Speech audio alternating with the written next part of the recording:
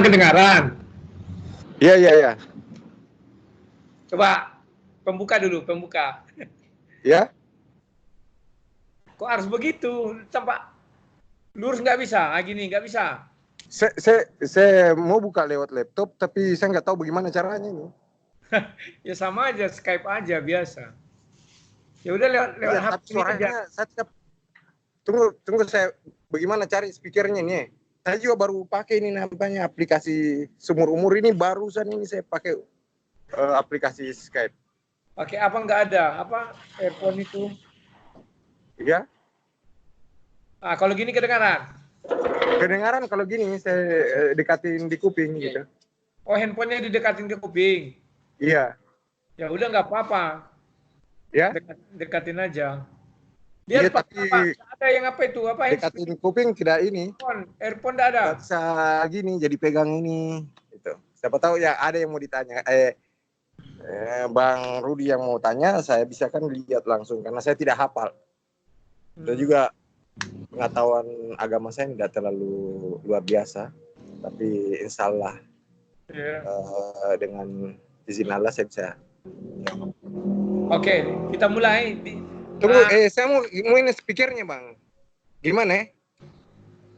Ya terserah lah gimana baiknya. Bagaimana?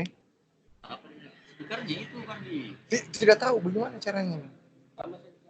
Pakai itu nggak ada. Udah satu apa ini? Halo? Halo? Sudah?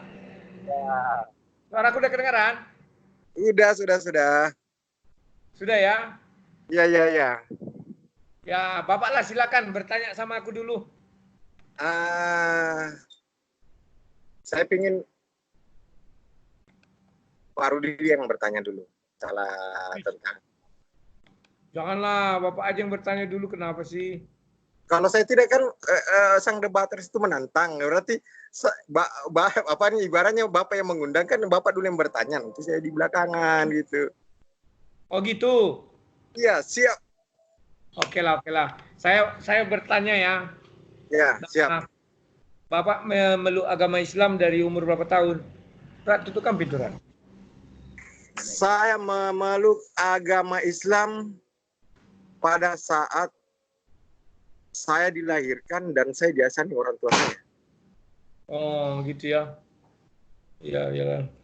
Terus yang kedua mau saya tanyakan, berarti Bapak mengenal baik Tuhan yang Bapak sembah?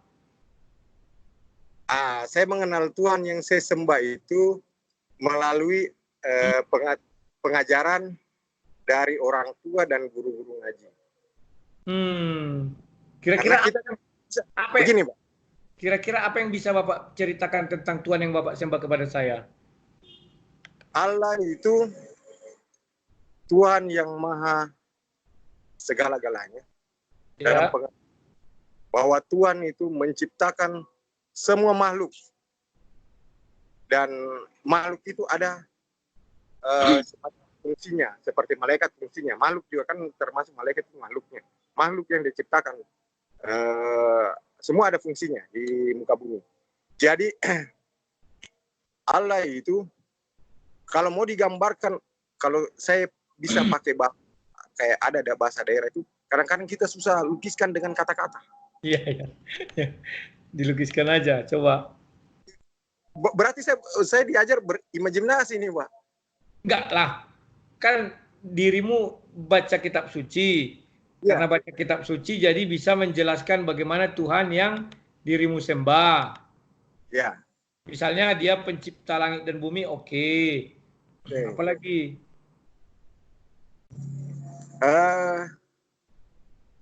Saya kalau mau bahas itu, saya bisa buka ayat kursi. Di situ dia menjelaskan tentang dia, Allah itu sendiri. Oke. Sekarang saya tanya, ya kan? Ya. Baiklah.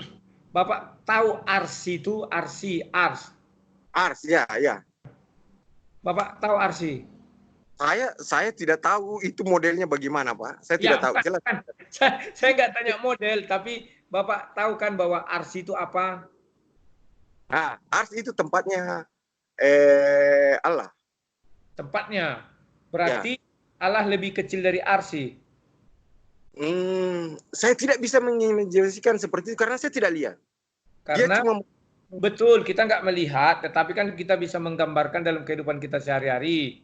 Apabila kita bertempat tinggal, artinya tempat tinggal kita itu lebih besar dari kita. Apakah demikian? Jawabannya begini, Pak. Itu imajinasi, itu yang kita dilarang berimajinasi. Dalam Islam itu berimajinasi terlalu tinggi. Contoh saja ini, Pak. Pak Rudi. Angin itu Bapak rasakan. Angin Bapak bisa lihat. Nggak bisa dilihat angin. Kalau angin yang di awan itu bisa kita lihat. Awan itu kan juga sejenis angin. Awan, Pak. Angin ini angin. Ya, itu kan angin juga ibaratnya kan. Dia berhembus, bergerak. Ya kan? Atau kalau kita pernah lihat kipas, ada apanya itu kan, tapi kan bisa kita gambarkan, tidak bisa kita lihat tapi bisa kita gambarkan. Lebih rinci begini, Pak. Lebih rinci, nggak usah jauh-jauh. Angin, kopi yang kita buat, kita kasih gula. Apa kita lihat itu gula itu rasa gula itu kita lihat? Oke. Tapi imajinasi itu tingkat tinggi. Tapi berarti kita belajar sebenarnya kita bertuhan ini adalah berimajinasi. Oh, tidak bisa, Pak. Kalau tidak bisa ya tolong jelaskan ars itu bagaimana? Tidak bisa menjangkau itu namanya ars itu bagaimana modelnya kita tidak bisa menjangkau. Aku tidak tanya model. Kan Bapak bilang bahwa Bapak mengerti bahwa Tuhan Allah itu bersemayam di ars. Ya. Artinya ars itu apakah lebih besar dari Allah? Ini pertanyaannya, Pak. Ini kita ini pertanyaan yang sederhana. Memang sederhana.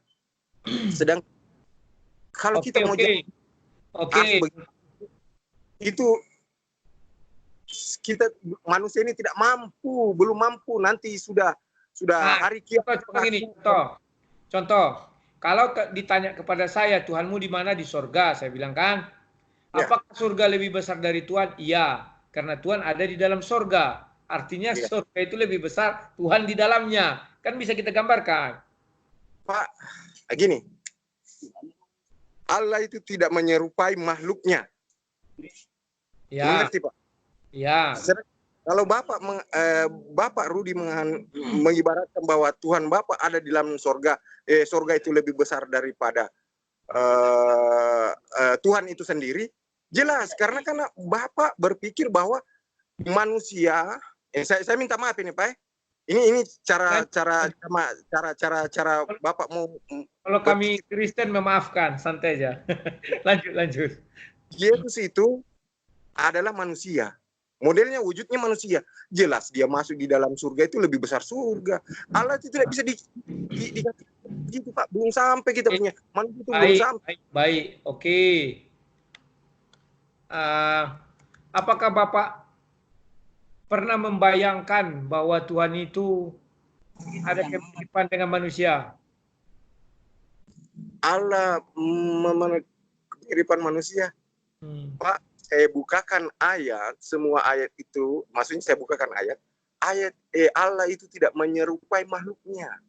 Oh gitu. Benar, Pak. Dalam Al-Quran ada.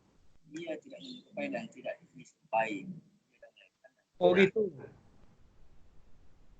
Jadi kalau saya tanya, Allah maha melihat, maha mendengar, itu bagaimana kira-kira? Allah maha melihat, artinya begini, Pak. Dia melihat, dia mengetahui. Yang jelasnya, kalau di ayat kursi, itu semua sudah jelas di situ Allah. Dia memelihara bumi, dia memelihara ini, kehidupan, sudah jelas di situ. Coba bisa buka ayat kursi. Ayat kursi. Nggak, saya nggak tanya itu dulu, Pak. Yang saya tanya, bagaimana perkataan Allah maha mendengar? Itu kan ciri manusia mendengar. Ya. Nah, itu coba jelaskan bagaimana. Allah itu mendengar, begini, Pak. Mendengar dalam pengertian seperti manusia itu kita tidak bisa diserupakan bilang, contoh ini Allah saya mendengarkan begini, tidak. Allah itu tidak menyerupai makhluknya. tapi dia mengetahui. Artinya, Ya, iya betul, Allah tidak menyerupai makhluknya. Tetapi kalau ada perkataan Allah Maha mendengar itu bagaimana ya? mendengar itu begini lah. Kalau saya mau persepsikan lagi, mau belikan contoh, saya ingin bertanya, Allah itu mendengar bagaimana kah? Begini modelnya, atau dia mendengar pakai headset kah? Itu tidak sampai kita punya pengetahuan di situ, Pak. Oke. Begini, yang jelas Pak. Allah Maha melihat. Sekarang Allah Maha melihat. Bagaimana? Allah Maha melihat. Ayat kursi itu jawabannya, Pak. Ayat kursi berapa itu? Ya. Oke, sekarang saya buka satu ayat ya. Ya. Di saat 75. Ya. Dikatakan di sana Allah berfirman, "Hai iblis, adakah yang menghalangi kamu sujud kepada yang telah kuciptakan dengan kedua tanganku? Apakah kamu menyombongkan diri ataukah kamu merasa termasuk orang-orang yang lebih tinggi?" Artinya di sana Allah mengakui ada kedua tangan. Tangan Allah dua dibuat situ. Bagaimana Pak?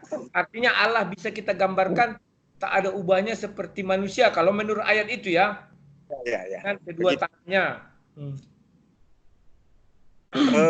Allah kita coba saya buka di apa ayat apa yang aduh di mana nih ayatnya coba saya ayatnya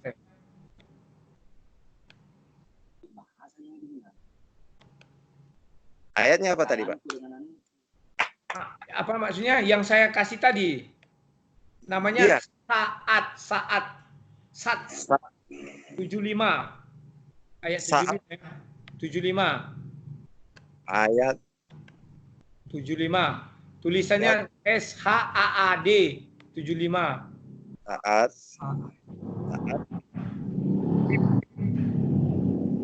38 ya surat 38 ayat 75 surah 38 ayat 75 38 ya 35 38 ayat 75 ayat 75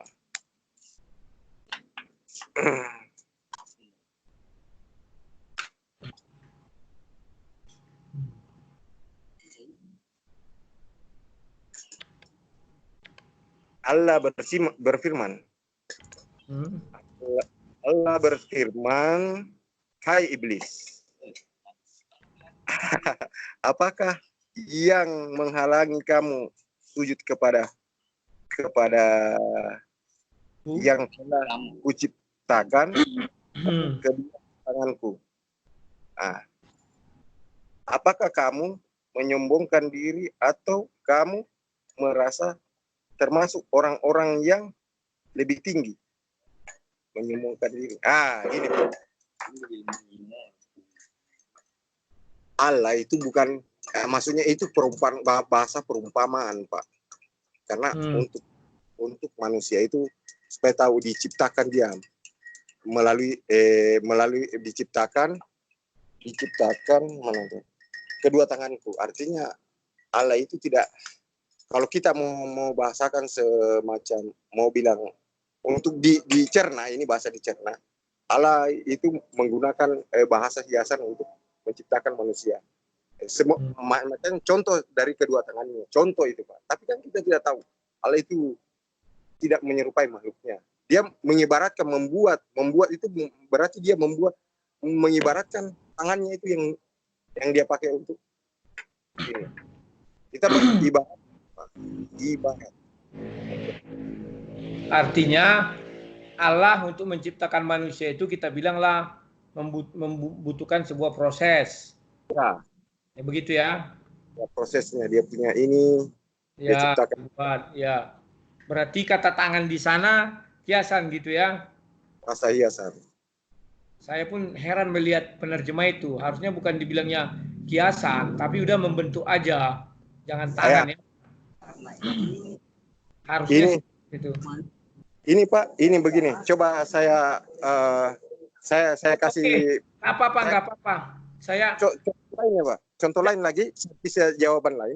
ini karena begini, ayat ini diperuntukkan untuk manusia. Jadi diibaratkan manusia itu seperti ini, begini prosesnya. Jadi Ya. seandainya ayat ini contoh di luar konteks yang kita berbicara, ini kita berpikir logis saja. Seandainya contoh Allah membuat ayat untuk singa, singa nggak punya tangan. Entah? Jadi ini ayat dibuat oleh Allah, itu dia bagaimana caranya? Oh seperti gini, ini prosesnya nih. Jadi supaya paham di Allah itu membuat proses itu, karena Allah tidak menyerupai. Oke. Itu saya cukupkan aja sampai di situ. Saya mau bertanya nih, satu lagi bisa ya? Bisa. Tapi sebenarnya udah nggak apa-apa ya. Nanti teman-teman pemirsa santai saja, ini namanya diskusi ya. Atau nanti menjurus ke debat, biarin aja. Saya mau tanya nih. Saya senang berkenal dengan Pak Yohanes ini. Ya. Kita kan sering-sering. Ya. Saya juga biasanya saya ke Papua juga, Pak. Kan saya kebetulan terus kerja saya di sana. Ya. Saya mau tanya, Bapak tahu bidadari? Bidadari dalam Al-Quran itu ada. Itu di surga. Ya. Ada dua itu, ada bidadari dan ada bidadara. Sip. Oke. Nah, yang mau saya tanyakan, saya nggak nanyakan bidadara, saya mau nanyakan bidadari ya. Kalau bidadara nanti jadi polemik. Yang saya tanyakan bidadari. Kira-kira menurut Bapak, mengapa di zaman Adam sampai Nabi Isa bidadari tidak ada? Tetapi di zaman Nabi Muhammad disebutkanlah bahwa ada bidadari di surga. Coba jelaskan kira-kira kenapa? Di zaman itu, nah di surga itu Pak begini. Di surga itulah rupa orang yang punya pahala yang besar. Iya. Masukkan dalam surga. Di dalam itu ada bidadari. Bidadari itu kalau kita mau bahasakan bahasa yang nyata ini adalah kita masuk ke sana itu adalah kita dilayani karena kita punya pahala besar, dilayani. Kenikmatan Pak. Iya. Yang saya tanyakan, mengapa dari zaman Adam sampai zaman Nabi Isa tidak satupun di dalam kitab suci Taurat, Zabur, dan Injil disebutkan bidadari. Tetapi setelah kedatangan Nabi Muhammad baru ada bidadari. Pak, itu masalahnya. Kalau bertanya begitu dari Adam sampai Isa itu tidak ada bidadari, saya menjawab dari segi agama mana ini? Karena yang jelas kalau di agama Islam itu ada. Oh, dari zaman Adam ada bidadari? Tidak, begini.